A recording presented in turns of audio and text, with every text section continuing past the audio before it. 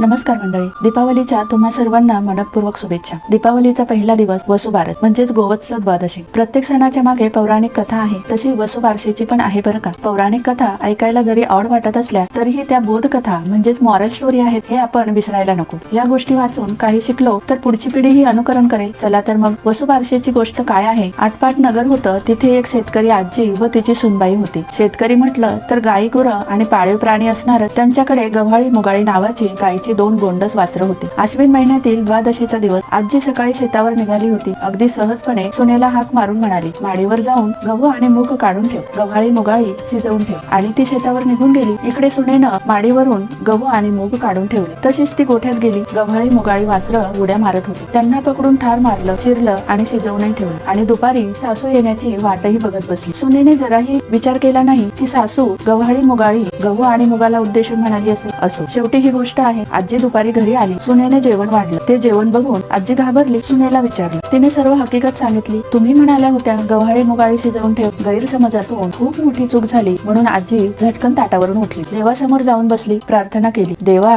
सुनेच्या हातून अपराध घडला, तिला क्षमा कर। गायची वासरं पुन्हा जिवंत कर। असं न होईल तर संध्याकाळी मी आपला प्राण देईन असा निश्चय केला। देवासमोर बसूनच राहिली। संध्याकाळी गायी आल्या, हंबरडे फोडू लागल्या। तशी देवालाही चिंता पडली, आजीचा निश्चय काही टळणार नाही। आजीचे निष्कपट अंतकरण व गायी वासरांबद्दल अंतकरणापासून असलेली तिची करुणा व दया बघून देवानं गायची वासरं जिवंत केली। ती उड्या मारतच दूध प्यायला गेली। गायचे हंबरडे बंद झाले। आजीला खूप आनंद झाला। सुनेलाही आश्चर्य वाटलं। सासू सुनेने गायी वासरांची पूजा केली, गोडाचा स्वयंपाक करून त्यांना नैवेद्य दिला, देवाचेही आभार मानले। मंडळी, गोष्टीच्या शेवटी म्हटलं आहे, देवाने जशी आजीवर कृपा केली तशी आपल्या सर्वांवर होऊ दे। मग आपण नेमकं काय केलं तर देवाची कृपा होईल, किंवा या गोष्टीमधून आपण काय बोध घेऊ शकतो? बघा ना, गोष्टीतल्या सुनेनं स्वतः विचार न करता एवढं मोठं निगेटिव्ह कृत्य केलं। त्यावर आजी ना तिला रागावली, ना मारलं, नाही घरातून काढली। स्वतः पेशन्स ठेवून अगदी समजूतदारपणाने सुनेकडून गैरसमजातून घडलेल्या अपराधासाठी प्रायश्चित्त करायला बसली। म्हणजेच काय तर कोणतेही काम हे विचारपूर्वक करायला हवं। नाही समजलं तर पुन्हा विचारावं, आणि चुकून अपराध घडला तर अगदी निर्मळ अंतकरणाने क्षमा मागून प्रायश्चित्त करावं। म्हणजे कोणत्याही अवघड परिस्थितीतून बाहेर पडता येते। तुमचंही मत कमेंट मध्ये नक्की सांगा।